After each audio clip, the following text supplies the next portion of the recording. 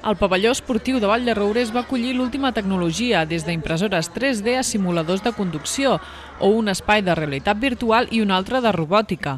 Des del Departament de Joventut de la comarca van detectar l'alt interès que tenen els joves en les TIC i van voler oferir-los una jornada especialitzada sobre el tema.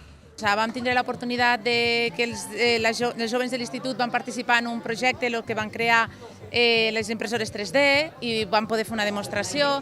Teníem els jovens que volien provar diverses cosetes i també teníem la sensació de que hi havia una necessitat una mica del tema de què ens podem trobar les redes, en quins perills ens trobem i tot. Entonces va ser una mica, vam dir, fem una jornada en la que demostrem realment quines són les oportunitats que tenen les TIC i després, per l'altra banda, una mica també de prevenció. També van complementar l'agenda amb xerrades sobre la prevenció dels riscos d'internet, però també sobre les possibilitats que esta ofereix. Tenemos que aprovechar el momento y animar a la gente joven a que se forme en general y en especial en esta materia.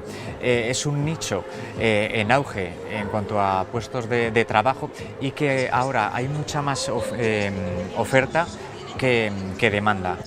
Les noves tecnologies són el futur i una oportunitat per a les zones rurals. Conèixer les possibilitats que ens ofereixen és clau per a que els joves puguin plantejar-se possibles projectes vitals al territori.